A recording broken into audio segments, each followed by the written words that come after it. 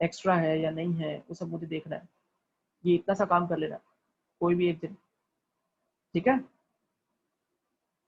आपके पास बायो का पीडीएफ है तो मुझे भेजो फिर, ठीक है, मुझे भेज देना। अगर 11th स्टैंडर्ड की बुक की बात कर रहा हूँ मैं, मेरे को तो मिला नहीं, अगर आपके पास है तो मुझे प्लीज भेज देना आप, ठीक है। ठीक है, तो फिर आप भेज देना मुझे। ओके, तो हमें ये सब फैमिलीज के बारे में पढ़ना है, फेबेसी। हाँ, ठीक है। अगर वो पीडीएफ बराबर हुआ तो आप फिर मत फोटो वोटो खींचने की जरूरत नहीं है, उनके पास है पीडीएफ तो। ओके, तो ये सब फैमिलीज के बारे में हमें पढ़ना है। और ये सब होने के बाद अब मैं ना गवर्नमेंट टेक्स्ट बुक एक बार ओपन करने वाला हूँ, और उसमें कुछ अगर अलग हुआ तो वो आपको मैं बता दूंगा।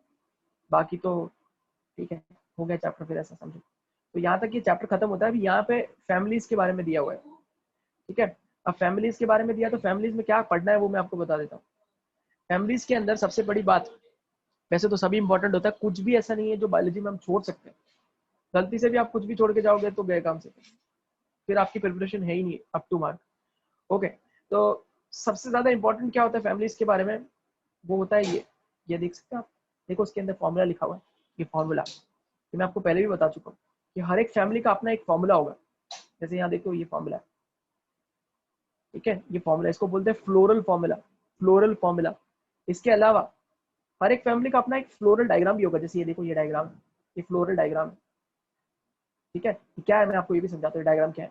देखो, इसमें पहले तो एक डॉट होता है हमेशा, हर हर डायग्राम में ना आपको एक डॉट मिलेगा, डॉट या फिर ऐसा कुछ ऐसा बना हुआ मिलेगा। ये क्या इंडिकेट करता है, ये इंडिकेट करता है कि प्लांट का ये कौन सा हिस्सा है, ये फ्लावर का कौन सा पोर्शन है।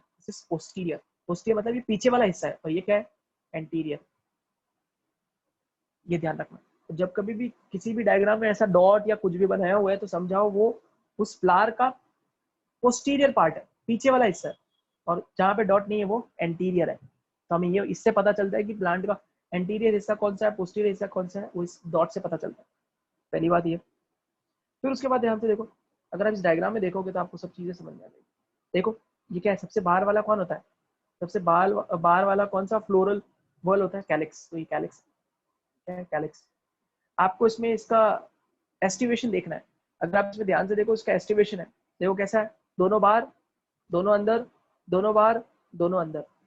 मैंने सिखाया था आपको ये सब एस्टिवेशन, तो ये उसका एस्टिवेशन है, तो वो हम देखेंगे बाद में। उसके बाद देखो कोरोला है, अंदर की तरफ कोरोला है, ये दिख रहे हैं कोरोला, ये कोरोला है, ये कोरोला है। तो कोरोला का भी एक एस्टिवेशन है। देखो आपस में एक दूसरे को टच नहीं कर रहे, ये एक एस्टिवेशन था, वेलवेट एस्टिवेशन करके, है ना, वो है। तो ये हो गए कोरोला। उसके बाद देखो, उसके बाद क्या है, ये आप देख रहे हो, ये सब क्या है, ये सब स्टेमेंस है। सब क्या है, स्टेमेंस है। अगर आप ध्यान से देखो तो सारे के सारे स्टेमेंस फ्री है, सबके सब स्टेमेंस फ्री है। और कितने नंबर में, 1 2 3 4 5 6 है ना, ये है। और नोटिस करने वाली बात ये भी है कि अगर आप ध्यान से देखोगे तो स्टेमेंस जो है, स्टेमेंस यानी सब स्टेमेंस मिलके क्या बना है, एंड्रोशियम। तो नोटिस करने वाली बात ये भी है कि 4 स्टेमेन अंदर है और 2 बाहर है ना।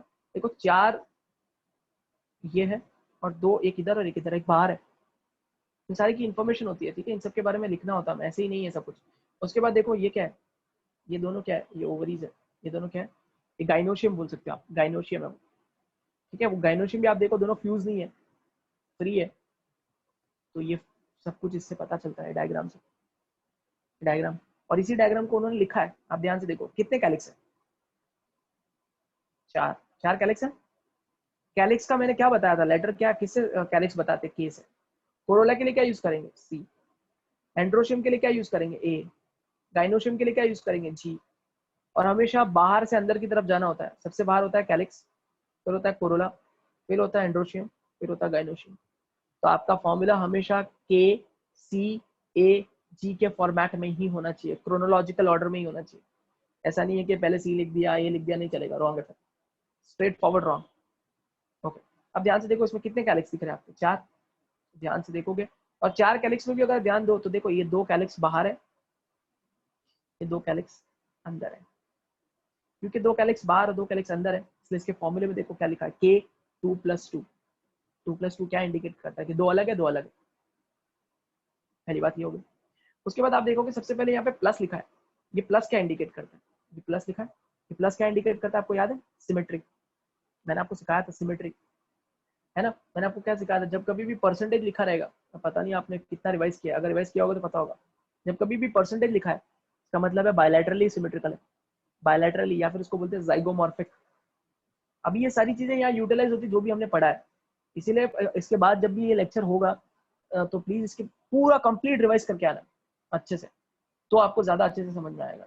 और जो न्यू स्टूडेंट है उनको पूरा देखना है वीडियोस अच्छे से, मांग लेना आप स्टाफ से, उनको पता होगा कि वीडियोस कहाँ है, या सर से आप पूछ लेना, मिल जाएगा आपको वीडियो, ठीक है।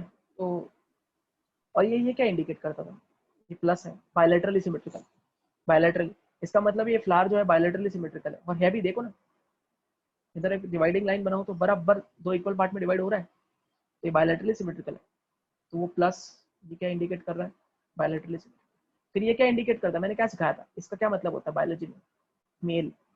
याद रखना, जब कभी भी ऐसा लिखा रहता है ना, मेल होता है बायोलॉजी में, ऐसा लिखा रहता है मतलब फीमेल, तो फिर इसका मतलब क्या होगा, मतलब बाइसेक्सुअल, मेल और फीमेल दोनों। और प्लांट के लिए कोई बड़ी बात नहीं है, प्लांट ज्यादातर सब बाइसेक्सुअल ही होता है, ठीक है, प्लांट ज्यादातर सब बाइसेक्सुअल ही होता है, तो ये बाइसेक्सुअल है, ठीक है, तो ये बाइसेक्सुअल हो गया। फिर कैलेक्स आप देख सकते हो, कैलेक्स कितने, दो बाहर दो अंदर, तो यहाँ दिख भी रहे। कोरोला देखो, कोरोला कितने, चार ही नंबर में, चारों एक साथ है, कुछ अलग नहीं है, ऐसे अनइवन डिस्ट्रीब्यूशन है, दो अंदर बाहर, सिंस चारों एक ही जगह है इसलिए C4 लिखा हुआ है। एंड्रोशियम को देखो अभी कितने नंबर में, 6, बट वापस कैसे है वो, दो अलग है, चार अलग है, इसलिए 2+4, और वो भी देखो 4+2 भी नहीं लिख सकते आप, 4+2 भी रॉन्ग हो जाएगा, क्योंकि हम बाहर से अंदर की तरफ जा रहे हैं। जब आप बाहर से अंदर की तरफ जा रहे हैं तो सबसे पहले आपको कौन सा वाला मिल रहा है, 2 वाला, सब कुछ नोट करने वाली बात है। और जब जैसे अंदर जाओगे तब 4 आता है, इसीलिए 2+4 है, ना कि 4+2। अगर आपने 4+2 भी लिखा, रॉन्ग, सब कुछ एकदम कंसेप्ट वाइज है, ठीक है। तो एंड्रोशियम आप दे सकते हो 2+4।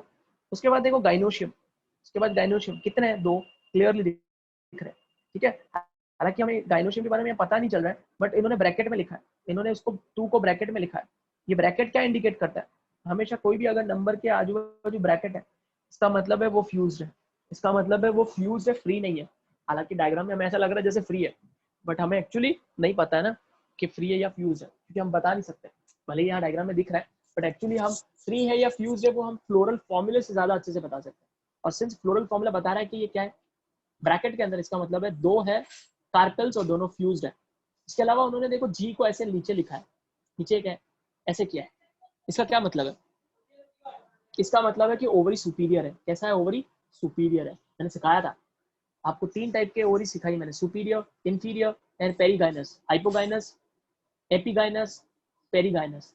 हाइपोगाइनस का मतलब क्या बताया था मैंने, हाइपोगाइनस का मतलब है ओवरी सुपीरियर है, ओवरी सुपीरियर है मतलब छी ऊपर है नीचे डैश।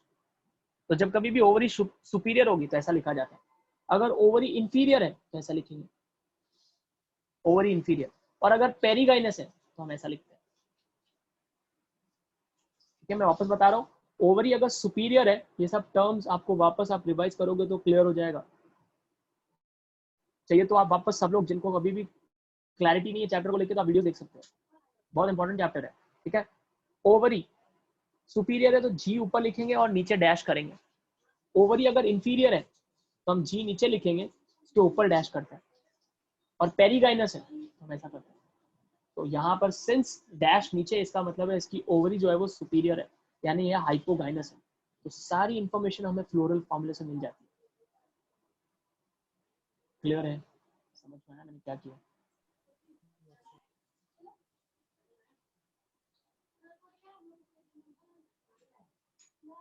आई होप आप लोगों को समझ में आएगा। Please reply. Yes sir. ठीक है। हाँ, और चीज को, हर चीज का ध्यान रखो, मैंने ऐसे ही नहीं बताया सब कुछ, हर चीज का ध्यान रखना है कि हाँ हमें सबसे पहले बाहर से अंदर की तरफ जाना है, तब ठीक है। जैसे मैंने यहाँ पे बताया था 2+4 है, नॉट 4+2, उसका भी इंपॉर्टेंस है, ठीक है। ये फ्लोरल फॉर्मूला है, ये फ्लोरल डायग्राम है, दोनों में डिफरेंस है, ठीक है, ये ध्यान रखना है। ओके, अब बात आती है, तो अभी ये जो इतना सा पैराग्राफ है, ये वाला पैराग्राफ, इसमें यही सब लिखा है, सिंबल्स के बारे में बताया है कि कौन सा सिंबल किसके लिए। तो मैं आपको ऑलरेडी बता चुका हूँ सिंबल्स के बारे में, फिर भी मैं वापस बताता हूँ। किसी किसी फॉर्मूले में आगे BR लिखा हुआ होता है, BR, और किसी में ऐसा लिखा रहता है EBR। ध्यान से समझना, BR का मतलब होता है ब्रैक्टिएट। अगर आपको याद है ब्रैक्टिएट का मतलब क्या बताया था, मैंने बताया था अगर ये फ्लावर है, समझो ये फ्लावर है, हाइपोथेटिकल बता रहा हूँ, ये फ्लावर है, तो फ्लावर के नीचे, फ्लावर का ये जो पोर्शन है इसको क्या बोलते हैं हम, फ्लावर के इस पोर्शन को हम पेडिकल बोलते हैं या पेडिसिल बोलते हैं। इस पेडिसिल के आजू बाजू दो ऐसे लीफ लाइक स्ट्रक्चर्स होते थे, तो पॉइंटेड। देखो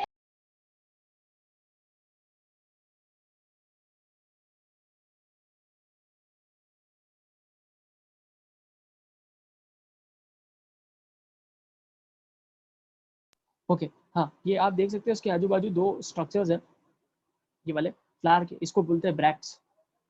तो अगर फ्लावर में ऐसे दो पॉइंटेड स्ट्रक्चर होंगे तो उसको बोलते हैं ब्रैक्टिएट फ्लावर। ठीक है, ये भी फॉर्मूला में लिखे रहते हैं। अगर किसी फॉर्मूले में BR लिखा है इसका मतलब है कि उसका फ्लावर जो है वो ब्रैक्टिएट है। अगर नहीं है तो उसके लिए लिखेंगे EBR, that is E bracteate, E bracteate. ठीक है, ये यूज है इसका। बाकी आपको मैं ऑलरेडी बता चुका हूँ। कैलिक्स के लिए K लिखेंगे, कोरोला के लिए C लिखेंगे, एंड्रोशियम के लिए A लिखेंगे, गाइनोशियम के लिए G लिखेंगे, है ना। अगर नंबर्स, खाली नंबर्स लिखे हैं इसका मतलब वो लोग फ्री है, और नंबर के आजू बाजू ब्रैकेट है तो उसका मतलब है कि वो फ्यूज्ड है, इसका मतलब है वो फ्यूज्ड है। ठीक है, इसके अलावा ये क्या है, ये मेल है, ये फीमेल है। अगर अभी बताया बस तो वापस बता रहा हूँ, ये क्या है, बाइसेक्सुअल। ठीक है, ये बाइसेक्सुअल के बारे में बता था। इसके अलावा जी के बारे में भी मैं ऑलरेडी बता चुका हूँ।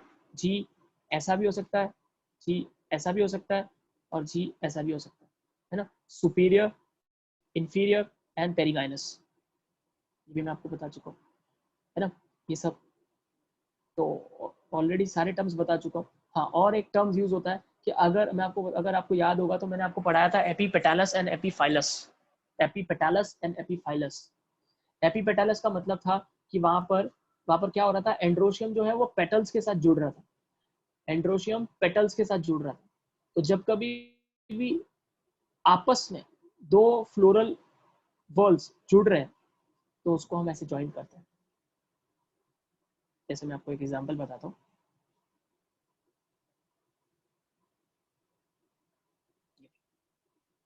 इतना है पर ये ऊपर की तरफ लाइन क्यों बनाई है इन्होंने, ये लाइन का क्या मतलब है, ये लाइन का क्या मतलब है, इसका मतलब इसमें एंड्रोशियम और कोरोला जुड़े हुए हैं।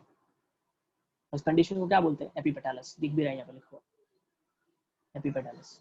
तो आप अगर आप पढ़ के आओगे ना तो आपको ज्यादा अंडरस्टैंडिंग आएगी, इसलिए मैं आपसे रिक्वेस्ट है मेरी कि इसके बाद वाला लेक्चर अगर आपको अच्छे से समझना है तो उसके लिए पूरा चैप्टर रिवाइज करके आना, अदरवाइज बाउंसर जाएगा, अदरवाइज ज्यादातर बाउंसर जाएगा। वीडियोस देखो मेरे, जो भी करना है करो, पूरा समझ के आओ यहाँ तक, उसके बाद आपको ज्यादा अंडरस्टैंडिंग आने वाली। तो टर्म्स तो वैसे मैंने बता दिए, सिंबल्स ऑलरेडी बता चुका हूँ। ये अगर आपको पढ़ना है एक बार आप पढ़ सकते हो, वही सब लिखा है इसके अंदर। देखो सब लिखा है, मेल के लिए क्या है, फीमेल के लिए क्या है ना, बाइसेक्सुअल के लिए क्या है। हाँ, फिर और ये भी सिंबल है ना, ये बताया था मैंने। ये एक सिंबल, ये जाइगोमॉर्फिक, एक्टिनोमॉर्फिक, मतलब ये क्या है, बायलैटरली सिमेट्रिकल, और ये रेडियल सिमेट्रिकल, रेडियली सिमेट्रिकल, है ना, ये सब भी बताया था। क्या तो कोई डाउट है?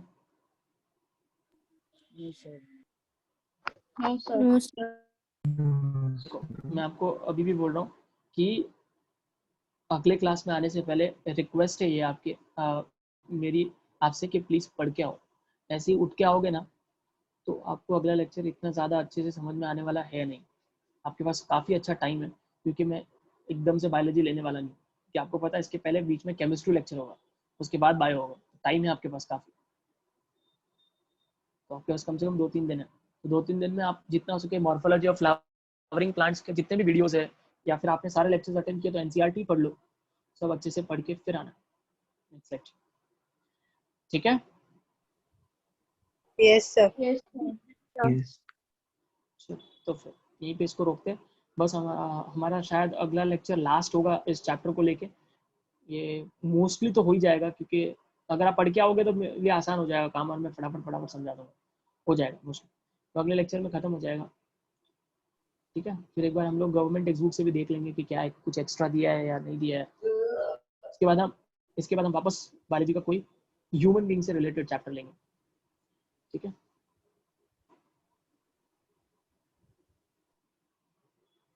क्वेश्चंस किस दिन पूछेंगे? क्वेश्चंस आप पूछो कभी भी क्वेश्चन, ठीक है। पहले पढ़ तो अच्छे से पहले पढ़ो, टेस्ट हो जाने दो, उसके बाद जो डाउट आएंगे उसको हम अच्छे से एंटरटेन करेंगे, तो ज़्यादा मज़ा आएगा। पहले प्रिपेयर तो करो अच्छे से, एक बार पूरा प्रिपेयर हो जाए फिर क्वेश्चन पूछो।